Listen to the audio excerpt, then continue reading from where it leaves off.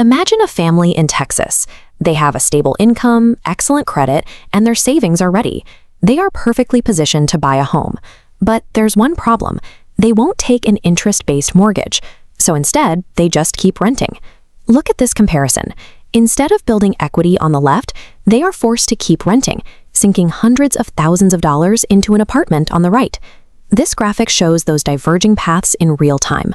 On one side, their neighbors are steadily building a future through compounding home equity. On the other, this family remains trapped in a flat, stagnant financial reality. Staying out of the housing market creates a persistent disadvantage. A single religious requirement effectively locks them out of America's primary engine for wealth creation.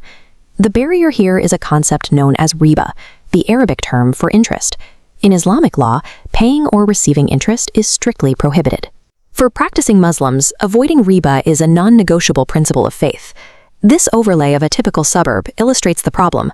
Every part of the U.S. housing market is engineered around 30-year fixed rates, monthly yields, and interest-based credit. When those deep convictions meet a financial system entirely reliant on lending for profit, you get a systemic collision.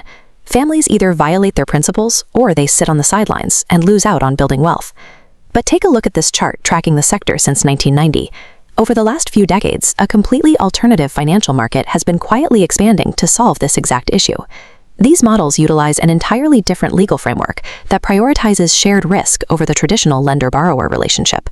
As this diagram shows, instead of relying on interest, this new architecture is supported by three alternative pillars: shared ownership, leasing, and trade. By shifting the mechanics of the transaction, these models make property ownership possible without crossing that non-negotiable line. The first model is musharaka, or co-ownership. This diagram demonstrates how it works. You and a financing partner purchase the property together, splitting the initial cost.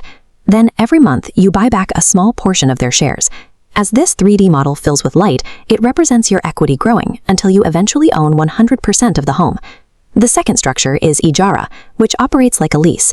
This circular diagram splits your monthly payment into two distinct paths: one fee for the right to use the property, and another that accumulates toward your total ownership value. In both scenarios, the buyer secures a home and builds equity over time, entirely bypassing the need for compounding debt. The third option, morabaha, relies on a trade mechanism.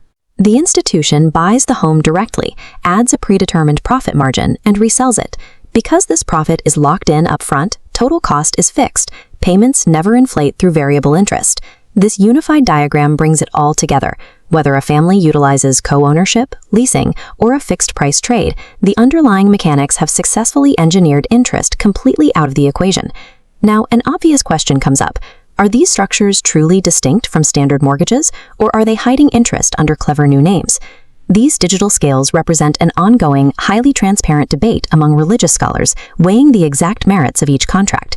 While some specific implementations draw criticism, the core framework, especially the shared ownership model, is widely accepted and validated by contemporary experts. That theological approval has translated into the real world. These models now have strict regulatory compliance and the institutional backing required to operate legally within the U.S. The intense scrutiny these contracts face from both religious authorities and federal regulators ensures that consumers are getting exactly what they signed up for. Securing a primary residence is a critical milestone, but it is only the first step toward closing a much larger economic gap.